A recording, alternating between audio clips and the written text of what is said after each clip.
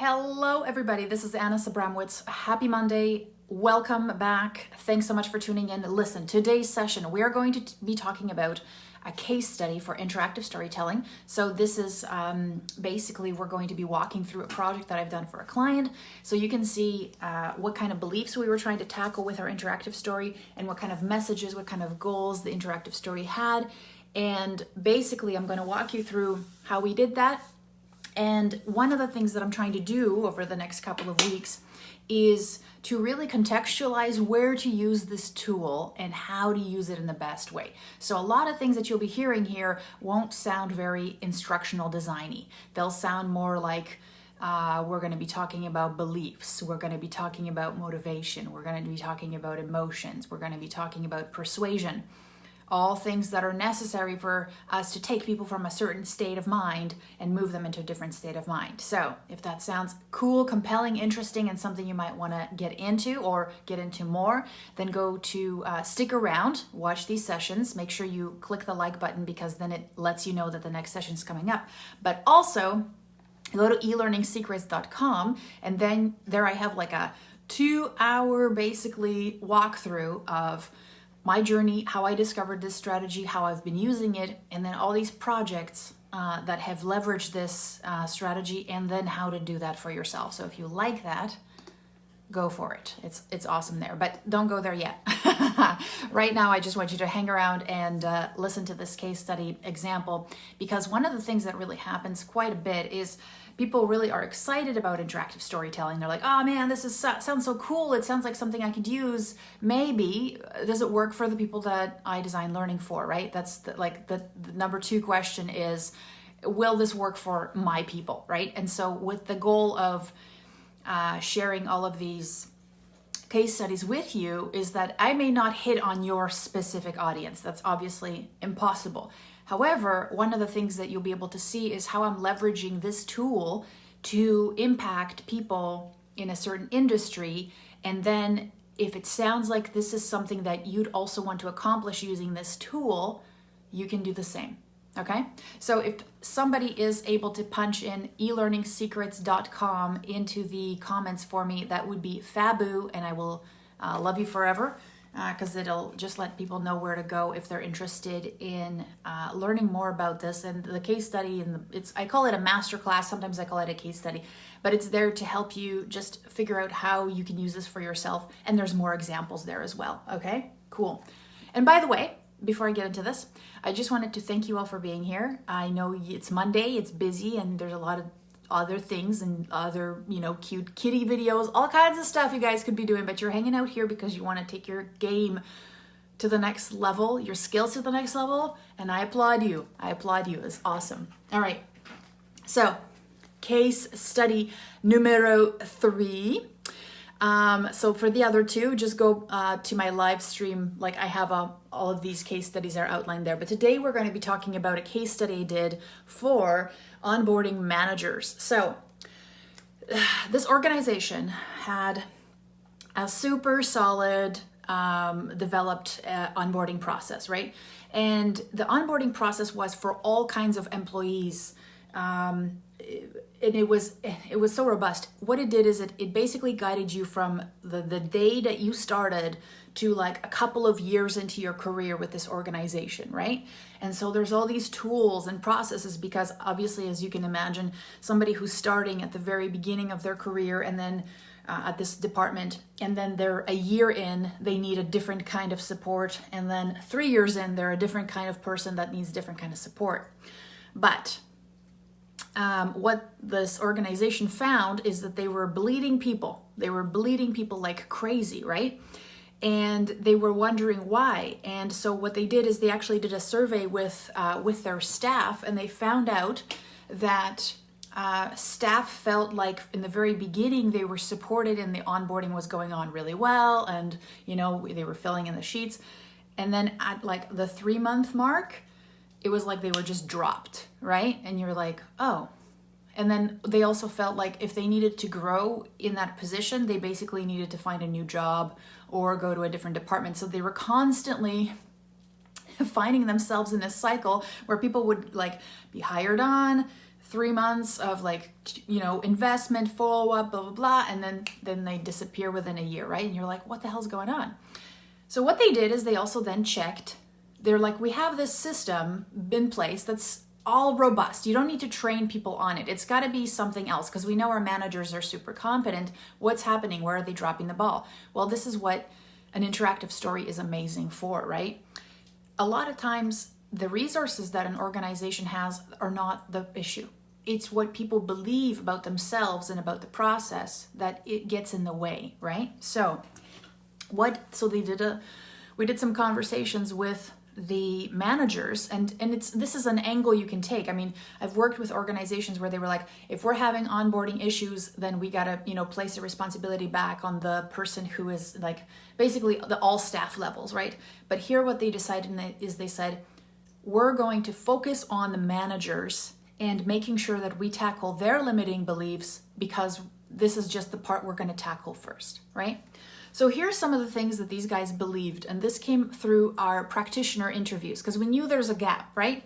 It's not the resources. The resources are there. We just know that they're dropping off after 3 months, and people are leaving, and attrition is higher than it should be. What can we do? So here's some of the beliefs of the people who were managing this staff. They said that they believed that staff would come to them when they needed to grow. So they were basically being passive. They're like, oh, if they want to grow in the role, they're going to tell me. They're going to book a meeting. It's on them. I know I'm not going to, stress out about it. They're going to tell me.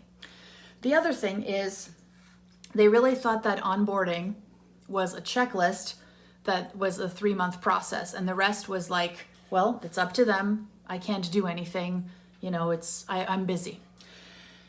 The other thing that they thought was that if they went on, like they saw there were some resources and some people were using it, but it was super inconsistent. But basically the fear was, this is going to be a burden and I am already stupid busy.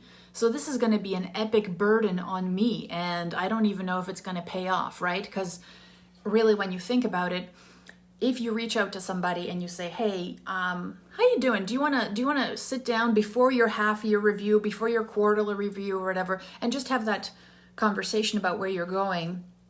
You probably won't see the immediate benefit of that or the satisfaction of all the effort you're putting in for like 6 months, right? So that's what's kind of cool also about interactive stories, is that reward of, if you work out every day, you just start a regimen and you don't see anything in like a week. All you feel is like super sore, right? But imagine if I could, and that's why you see a lot of that's why those before and after pictures are so satisfying for like weight loss, because you're like, okay, one day all this pain will pay off. Right now though, it sucks and I can't see it. And that's basically where they were. They were like, I'm spending all this time. Is it really paying off? And, they wouldn't really see it until like a year after, when they're like, oh, look, we kept all these staff and I didn't have to hire new staff. So we could, with our scenarios, compress that time and show them the satisfaction of putting in time, month after month of really implementing this process. But they didn't see that back then. Back then they were like, it's going to be a waste of time. And then this is the other belief that was kind of interesting is, who am I to push somebody? Like, who am I? Like sometimes the people on their teams, even though they were the manager, the expertise that came in was very, it was a higher level, right, than they were. And so they were like, oh, I'm managing this team of A players. Who am I to tell them when they're supposed to push themselves? Who am I to see where they are going professionally? Why should, they're gonna be asking me, who are you to do that, right? So there's this so it wasn't, we got checklists, processes, everything is there. And then people have these beliefs. And regardless of how amazing that resource was, how step by step it was, at 3 months, somebody believes something, gets in their way. So we did. What did we do? We crafted an interactive story. All right. Now, by the way, if you're enjoying this kind of case study walkthrough, make sure you like the video. It lets me know that you're enjoying the content and that you want more of it, and I'll do more, all right? Because I got way more case study for you guys. That's awesome. All right. And And by the way, thank you, Michelle, Harpreet, and Minerva. You guys are awesome. Thanks so much. And oh, I got a message here as well. Marco Polo. Yeah, sweet. Hello. So wonderful to have you here. Okay, let's talk about the goal of the interactive story and what we achieved, okay? So, and this is kind of interesting, right? Because you won't hear things like define onboarding, define competencies. None of that goes here. None of it. And there's a reason. The interactive story is not meant to teach you phrases. It's not meant to help you define stuff. That's not really the purpose. The purpose of the interactive story, and this is at all managers, it was to make sure that you let go of your limiting beliefs, right? And that we moved you to a place where you were ready for the training that we had, which was about how to onboard new employees and this was targeted for managers. All right. So here's the things that we needed to do. We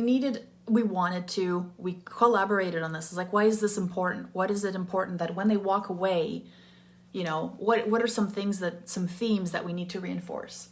And one of the things that was huge was reinforce the culture of continuous communication. So it's not a one-off thing, it's continuous. You're checking in with people. It's a conversation, right? It's not an event, it's a conversation. And this idea of this being a fluid approach, it's not like for what they wanted to do is that through that, you know, kind of continuous communication, you didn't, like, there were appropriate places for you to check in with people, but it was more fluid and depending on how fast they were moving, how much attention they needed, right? So it was they wanted to reinforce this fluid process, not this rigid thing, but within, by also supporting certain kind of protocols, right? They wanted to reinforce value for staff at all levels. Oh yeah, okay, so basically that, this is kind of interesting. And it's this weird assumption, like when you have an onboarding program, right? These guys believe that only 3 months into it is that program valuable, and then afterwards, you know, there's other things. But this program that they developed was valuable for people at the 1 year mark and like the 3 year mark when they had already become professionals. It was basically like a level of performance support and ascension, right? That they had built into the process while also allowing people to really grow within their role and see that there's opportunities to actually master higher level skills and be a better team leader, even if you're not moving beyond your position, right? Which is very important, I think, in places, and I think places that drop this are places like call centers, where you have a ton of capable people, right? And some organizations actually kick butt at this, doing this well. You have a whole bunch of people who, there's no way everybody's always going to be a supervisor, and everybody wants to be a supervisor in a call center, right? But what happens is there's people with competencies, and if you're able to leverage those people within that, then you give them job satisfaction without them having to move everybody, you know, eventually quitting, because not everybody can be the supervisor, because you need people to work in a call center, right? But there's ways to engage people without having high attrition. And then this is huge. It's kind of weird how it never really manifested until I started talking to these practitioners. And when I say practitioners, I don't mean subject matter experts. Subject matter experts were the people who were telling me what are the resources, how to use them, when are they accurate. They basically developed the training. Practitioners were managers. Practitioners, and they were carefully selected. I didn't pick people who didn't know about the process, weren't interested, or weren't high performers. One of the things with interactive stories is you're trying to model people who are where I want the learner to go, right? And also one of the things with interactive stories when you're crafting this, and that's why I say go to elearningsecrets.com, because I actually give you the questions that you would use to interview these humans. You have to figure out what it was that convinced them, what are the challenges that they faced to become a great manager, right? Well, there's some people in that organization who had been coaching their staff and they were following this past, 3 months. And you're like, well, what happened? Some of them, it was because they had an experience where their boss followed up with them and they felt this immense sense of gratitude and empowerment, and they were like, I'm going to be that kind of boss to my people, right? So they had a moment.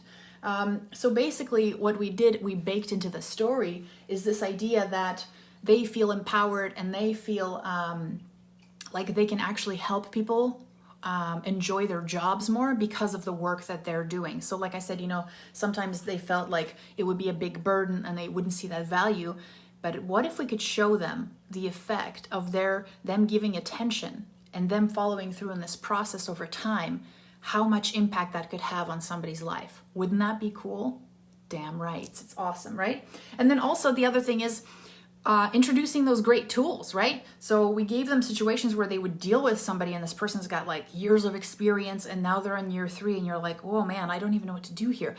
There is a tool, there is a resource. So a key part of this is not to teach them how to use the tool and the resource. Because like I said, you guys, I've always saying this, this purpose of this thing is to get people to just be aware, awake, and get like, have some ahas and be like, oh shit, I got to do something about this, right? And then you take them to the training and there you can spend the time actually training them. Here, we're not teaching them how to use any of these tools. What we're doing is we're making them aware that there's a resource that they can tap into and they haven't even used it yet. Oh my goodness, right? How awesome. So, yes, another day, another awesome week to make a difference in the world. So that was it for that case study. I hope you thoroughly enjoyed it. Thank you so much for all your comments. Thank you so much for all your feedback here. Minerva saying company values. It really wasn't the values issue. It wasn't a values issue. It was more like and especially with an interactive story, we really want to just like they'd been there for years. So it was more focusing on that constant communication. And I got to tell you one thing. Sometimes I find that we do company values, but they're so removed from the day-to-day that I would almost consider that a different interactive story. I would say I would do an interactive story to help people internalize the values, but only through real actions, right? And I would just focus my interactive story just on that, because here we were just focusing on that onboarding. So, but great question and great suggestions. So I hope you guys have a fabulous rest of the day, and I hope this was helpful and it maybe helps you contextualize how you're going to see this. Now, the reason I'm doing all of these case studies and walkthroughs for you, I know they're like really low tech. They're really low tech, obviously. But I run an interactive storytelling coaching program, and not everybody's able to join me because it costs money to join. And I wanted to make sure that everybody had access to information to at least get started with this and see the potential of this, right? Which is I think, a good thing. Now, if you're thinking of doing an interactive story, make sure you're thinking about it in a way as it's a tool. It's not a replacement for training. It's not a replacement for scenarios. There is a way to craft this, because the goal of your interactive story is just to get people from a place of cold, unaware, unexcited, life is honky-dory over here, to a place where they're actually ready to step out of their comfort zone and be like, hey, I think I need that training because I want to do stuff, and I was sold on it. I was sold that this is going to help me do that stuff. And that's what we're doing. It's not replacing training. There's scenarios in it, but the scenarios don't teach you how to do protocols. The scenarios are there to help you figure out you've got gaps, baby. You've got gaps. Okay, can we help you? Yes. Okay, here's that training that you need to fill those gaps. So the interactive story in a way is there to make them in some ways uncomfortable, in some ways aware that they have some gaps, and in some ways also sell them on that future that could be theirs, because that's one of the things that's missing. If you put the what's in it for them only in the training, then they're never going to see it. And also the what's in it for them is something that you've decided is in it for them, right? So that's why we go to storytelling, because what the storytelling does is it allows them to look at somebody else's journey and then figure out how that journey might be inspiring to them. So the minute the learner comes up with their own idea about how they're going to be successful, you've sold them, because you didn't have to tell them that. Do you know what you get me? It's if they come up with the ahas and they think it's their own idea, it's a better sell than you telling them why it's a good idea. So that's kind of how this is working. It's persuasion at its best, where people actually come to their own conclusions and then they sell themselves on the idea and then they go for it. And that's the best way. It's less dictatorial. Anyways, so I hope you guys enjoyed this. Thank you so much for being here, and I have a wonderful rest of the day. I'll see you here around the same time tomorrow. All right, bye.